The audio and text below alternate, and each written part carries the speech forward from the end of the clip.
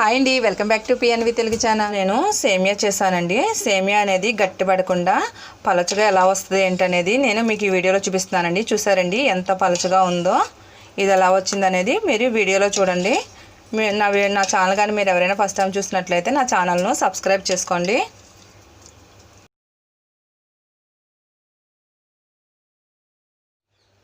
సేమియా తయారు చేయడానికి కావలసిన పదార్థాలండి. 1 కప్పు సేమియా తీసుకున్నాను, 1/2 కప్పు పంచదార, కొద్దిగంత బెల్లం ముక్క టేస్ట్ కోసం. ఇందులోకి ఎండు కొబ్బరి, కిస్మిస్, జీడిపప్పు, యాలకుల పొడి, 2 స్పూన్ల నెయ్యి, 1/2 లీటర్ పాలు. ఇప్పుడు సేమియాని తయారు చేద్దామండి.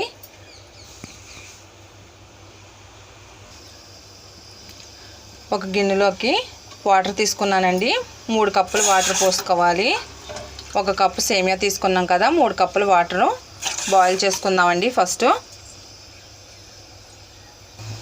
ఈలోగా పక్క స్టవ్ మీద నెయ్యి పోసుకుని కిస్మిస్ జీడిపప్పు వేయించుకుందామండి.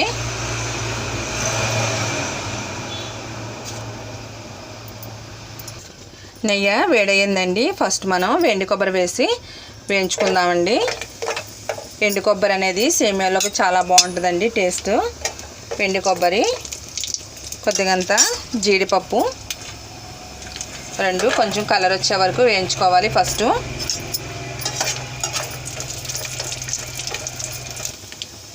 ఇప్పుడు కలర్ వచ్చినాయి కదండి, ఇప్పుడు లాస్ట్లో కిస్మిస్ కూడా వేసి వేయించుకుందాం.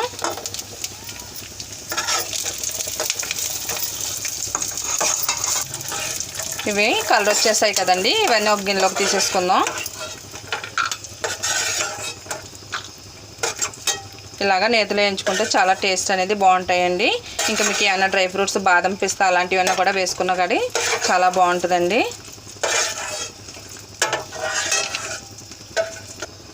ఇప్పుడు అదే ప్యాన్లోను 1 స్పూన్ నెయ్యి వేసుకొని సేమియాలు కూడా ఎర్రగా వేయించుకోవాలండి. బ్రౌన్ కలర్ వచ్చే వరకు వేయించుకోవాలి. చూసారండి, నేతిలో వేయించుకుంటే సేమియాలు కూడా చాలా టేస్ట్ ఉంటాయండి. ఇంకా కొంచెం కలర్ రావాలి, కొద్దిసేపు వేయించుదాం. సేమియాలు కలర్ వచ్చేసాయి కదండి, ఇవి ఇప్పుడు తీసి పక్కన పెట్టుకుందాం.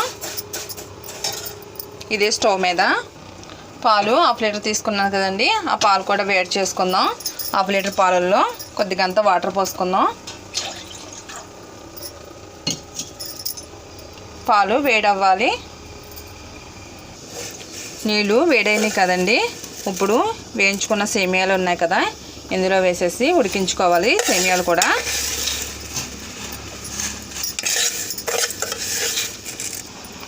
ఈ సేమియాలు ఉండలు కట్టకుండా ఒకసారి తిప్పుకుందామండి.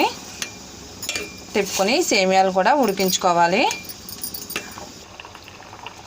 సేమియాలు ఉడికినాయో లేదో చూద్దామండి. ఉడికినాయో లేదనేది మనం ఇలా పట్టుకొని చూస్తే మనకు అర్థమైపోతుంది.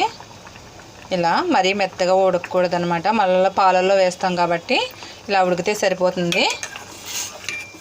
ఇలాగా మధ్య మధ్యలో గరిటతో తిప్పుకోవాలండి, ఉండలు కట్టకుండా. ఇప్పుడు స్టవ్ కట్టేస్తున్నానండి. సేమియాలు ఉడికిపోయినాయి కదా, ఇప్పుడు పాలు కాగినాయో లేదో చూద్దామండి. పాలు కూడా పొంగి వస్తున్నాయండి. పాలు కూడా కాగిపోయాయండి. ఇప్పుడు ఈ సేమియాలు ఉన్నాయి కదా, ఇందులో వేసేసుకోవాలి. మొత్తం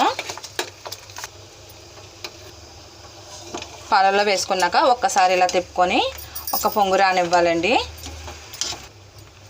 ఇప్పుడు మరిగింది కదండి, ఒక పొంగు వచ్చింది కదా, 1/2 కప్పు పంచదార వేసుకుంటున్నాను. పంచదార వేసేసుకొని మొత్తం కలుపుకుందాం. బెల్లం వచ్చేసి టేస్ట్ కోసం అండి. బెల్లం ఇష్టమైతే వేసుకోవచ్చు, లేకపోతే పంచదార అయినా వేసుకోవచ్చు అండి. టేస్ట్ బాగుంటుందని చెప్పేసి నేను బెల్లం ముక్క కూడా తీసుకున్నాను. ఇప్పుడు బెల్లం ముక్క ఉంది కదండి, ఇది కూడా ఇందులో వేసేస్తున్నాను. బెల్లం వేడి దాంట్లో కరిగిపోతుంది అనమాట, అందుకని ముక్కతో పాటు వేసేస్తున్నాను. నెక్స్ట్ వచ్చేసి యాలకుల పొడి. ఇది యాలకుల పొడి వేసుకుంటే చాలా బాగుంటుందండి టేస్ట్ అనేది సేమియా. ఇప్పుడు నేతిలో వేయించిన కొబ్బరి, కిస్మిస్, జీడిపప్పు కూడా వేసేసి ఒకసారి కలుపుకుందామండి. ఇలా చేసుకుంటే సేమియా అనేది గట్టిపడకుండా చక్కగా జారుగా ఉంటుంది అనమాట, బాగుంటుంది. మొత్తం కలుపుకొని ఇప్పుడు స్టవ్ కట్టేసేసి మూత పెట్టి 2 నిమిషాల పాటు ఉంచుదామండి. 2 నిమిషాలు అయింది కదండి, మూత తీసి చూద్దాం సేమియాలు ఎలా ఉన్నాయో. చూసారండి, 2 నిమిషాల తర్వాత కూడా సేమియాలు అనేవి పలుచగా ఎలా ఉన్నాయో చక్కగాను. ఈ విధంగా చేస్తే మనకి సేమియా అనేది గట్టిపడకుండా ఉంటుందన్నమాట. చూసారా, నేను బౌల్లో పోస్తున్నాను, ఎంత బాగున్నాయో. నేను పాలు కూడా ఒరిజినల్గా తీసుకున్నానండి, ప్యాకెట్ పాలు కాదు, గేదె పాలే తీసుకున్నాను. సేమియా రెడీ అయిపోయిందండి.